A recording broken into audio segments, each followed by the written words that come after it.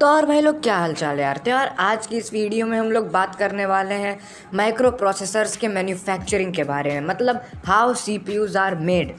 तो भैया अपनी दिमाग की नसें खोल लो, क्योंकि आज ज्ञान की नदियाँ बहने वाली हैं, नदियाँ। तो इसकी कहानी शुरू होती है रेगिस्तान से, जहाँ मिलती है सैंड। अब सैंड बनी होती है सिलिकॉन डाइऑक्साइड या सिलिका से। अब सीपीयूज़ में सिलिकॉन को यूज़ करने के दो मेजर रीज़न है। पहला तो ये कि सिलिकॉन सेमीकंडक्टर होता है, मतलब कुछ कंडीशंस में सिलिकॉन करंट को फ्लो होने देता है और कुछ में नहीं। और दूसरा ये है कि ऑक्सीजन के बाद पूरे यूनिवर्स में सबसे ज़्यादा सिलिकॉन पाया जाता है, लेकिन ये मिलता है ऑक्सीजन के साथ।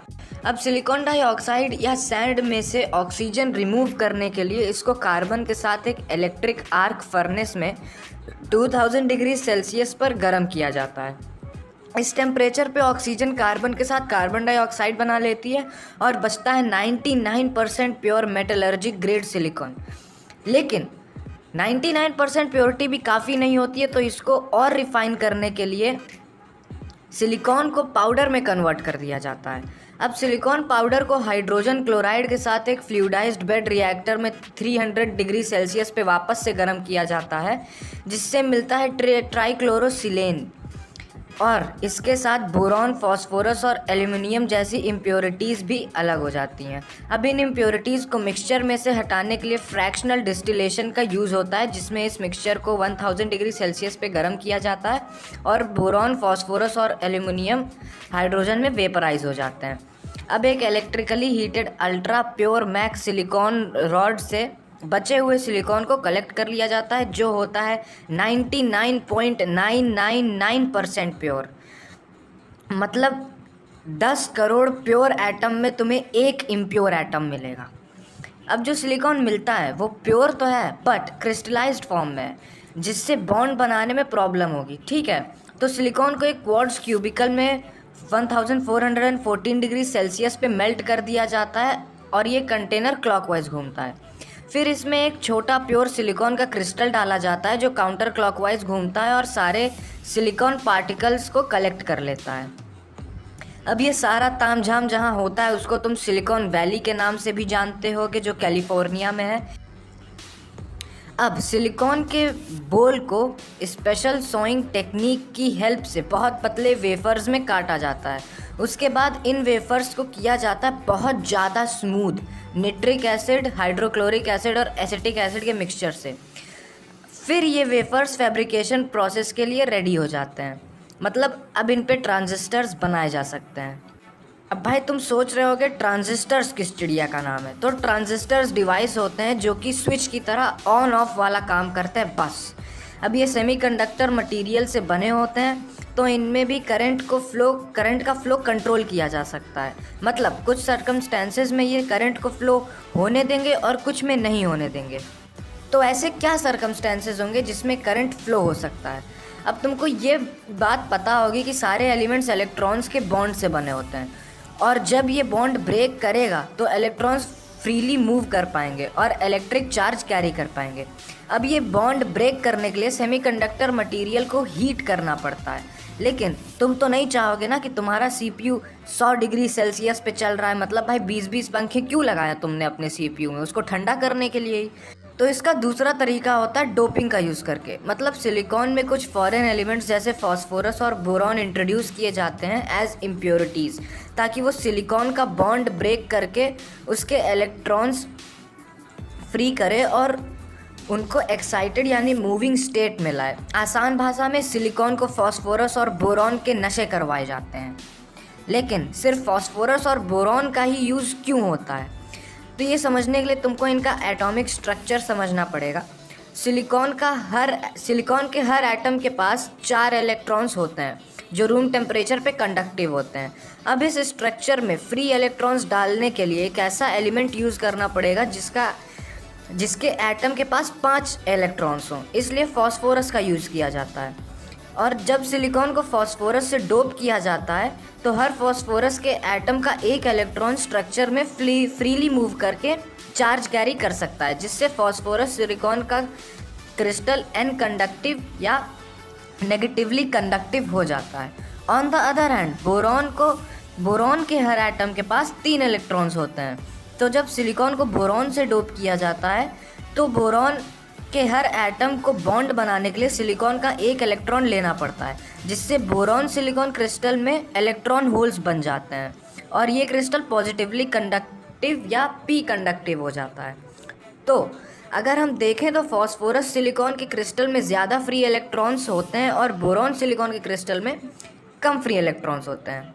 तो अगर तुम्हारे दिमाग में अब ये क्वेश्चन आ रहा है कि सिर्फ बोरॉन और फॉस्फोरस ही क्यों यूज़ होते हैं, मतलब ऐसे एलिमेंट्स क्यों नहीं यूज़ होते जिसके पास 2 एक्स्ट्रा इलेक्ट्रॉन या 2 कम इलेक्ट्रॉन होते हैं, तो उसका रीज़न समझने के लिए तुम्हें पीरियोडिक टेबल देखनी पड़ेगी। सिलिकॉन 14th ग्रुप का एलिमेंट है, फॉस्फोरस 15th ग्रुप का एलिमेंट है और बोरॉन 13th ग्रुप का एलिमेंट है। मतलब ये दोनों सिलिकॉन के बहुत क्लोज हैं, जिसके कारण इनकी केमिकल प्रॉपर्टीज़ भी लगभग सेम होती हैं, जिससे डोपिंग का प्रोसेस ज़्यादा स्टेबल और इजी हो जाता है। ठीक है, अब ट्रांजिस्टर्स जो डिवाइस होते हैं वो इन्हीं पी कंडक्टिव सिलिकॉन और एन कंडक्टिव सिलिकॉन की लेयर से बने होते हैं, और जो ट्रांजिस्टर सीपीयूज़ में यूज़ होते हैं उनको FET यानी फील्ड इफेक्ट ट्रांजिस्टर्स कहा जाता है। जो तुम मॉसफेट और फिनफेट सुनते हो उसमें जो FET होता है वो फील्ड इफेक्ट ट्रांजिस्टर्स के लिए यूज़ होता है। ऐसा क्यों होता है ये आगे बताऊंगा। अब ट्रांजिस्टर्स के 3 मेन टर्मिनल होते हैं, सोर्स, ड्रेन और गेट। अब CPU ट्रांजिस्टर्स की जो P conductive and N conductive layers होती हैं उनके ऊपर सिलिकॉन ऑक्साइड की लेयर चढ़ाई जाती है जो नॉन कंडक्टिव होती है, और उसके ऊपर पॉलीसिलिकॉन की लेयर चढ़ाई जाती है जो इलेक्ट्रिकली कंडक्टिव होती है। ये किया जाता है जिससे ट्रांजिस्टर में शॉर्ट सर्किट ना हो, और इससे बनता है गेट टर्मिनल। अब अगर एक ट्रांजिस्टर्स की वर्किंग मैं तुम्हें रियल लाइफ एग्जांपल लेके समझाऊं तो सोर्स टर्मिनल को मान लो टंकी, गेट को मान लो नल और ड्रेन को मान लो एक बाल्टी जिसमें तुमको पानी भरना है। तो बाल्टी में पानी भरने के लिए तुमको नल खोलना पड़ेगा। अब जब तुम नल खोलोगे तो टंकी का पानी बाल्टी में फ्लो होना शुरू हो जाएगा, और जब तुम नल बंद कर दोगे तो पानी का फ्लो रुक जाएगा।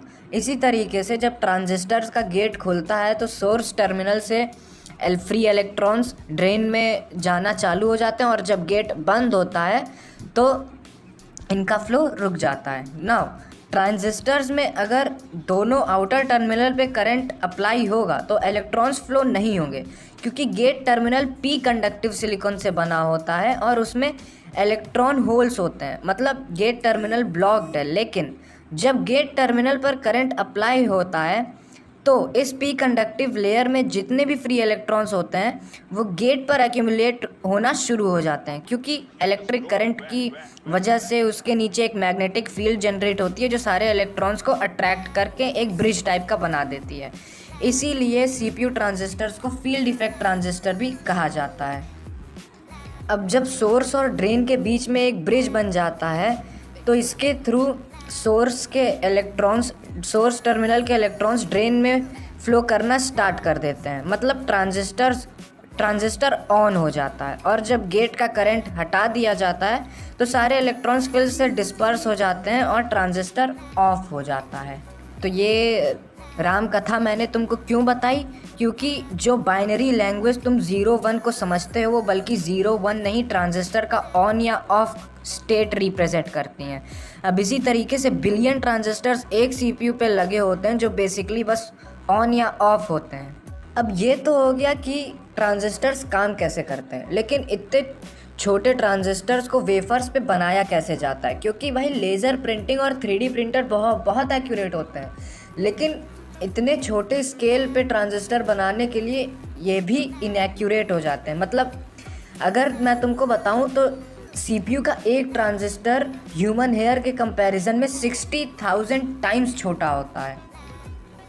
तो इनको बनाने के लिए फोटोलिथोग्राफी का यूज़ किया जाता है। इसमें बेसिकली होता क्या है कि CPU के आर्किटेक्चर को एक फ़ोटो मास्क में ट्रांसफ़र किया जाता है जो एक टेम्पलेट की तरह काम करता है। अब जो सिलिकॉन की वेफर्स होती हैं उनको ऑक्सीडाइज किया जाता है, फिर उसके ऊपर फोटो रेजिस्ट की एक लेयर चढ़ाई जाती है जो लाइट सेंसिटिव होती है। अब एक UV लाइट के सामने इस फोटो मास्क को रखा जाता है और जो सर्किट डायग्राम होता है वो पूरा वेफर्स पे ट्रांसफ़र हो जाता है। जो एरियाज़ लाइट से एक्सपोज किए जाते हैं उनको प्लाज्मा या वाटर एचिंग के थ्रू हटा दिया जाता है, और जो बचता है वो होता है CPU का आर्किटेक्चर जिसमें ट्रांजिस्टर्स बने होते हैं। अब ये प्रोसेस अगर मैं तुम्हें समझाऊं तो बेसिकली एक प्रोजेक्टर की तरह काम करता है। जैसे प्रोजेक्टर लाइट मारता है और उसके सामने तुम कोई भी ट्रांसपेरेंट ऑब्जेक्ट पे या कोई भी ड्राइंग रखो तो वो दीवार पे दिखने लगती है या स्क्रीन पे दिखने लगती है। उसी तरीके से फोटोलिथोग्राफी का भी यूज़ होता है।